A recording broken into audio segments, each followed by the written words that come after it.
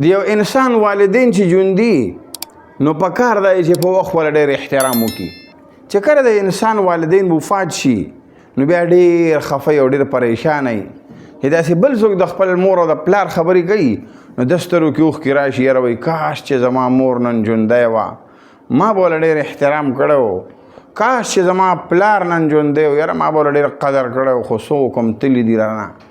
او د په وخت باندې د نعمت چې دی نو قدر نه دی کړی او نعمت چې ته فوت شو نو اوس ورپسې افسوس کوي. ګوره چې چا والدین د دنیا نه لاړ شي بیا ماضي پسې داسې لاس چورلوه لیکن بیا ماضي په شا نه راځي چې د یو انسان نه د والدینو غونې عظیم نعمت لاړه او د خپلو والدینو دومره احترام قدر هم ونه کړه چې الله پې صرف د مغفرت قدر وکړي. نو پیغمبر علیه الصلاة والسلام داسې انسان ته خیري کړي دي.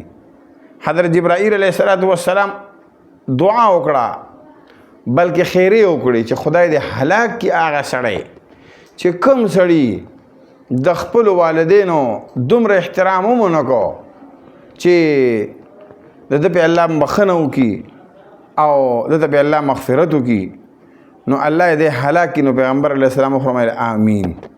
محترمو چې د چا والدین یو یا دواړه ژوندي ګوره ټیم مه خرابوي، د والدینو دومره احترام وکړئ، دومره احترام چې رب العالمین د بخښنه مو وکړي او الله پاک ته اوچت مقام در نصیب کړي.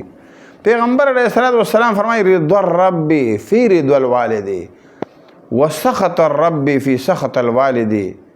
د الله رضامندګي چې دا نو دا د پلار په رضامندګۍ کې پرته ده او د الله نافرمانی د الله ناراضګي چې ده د پلار په خفګان کې پرته ده.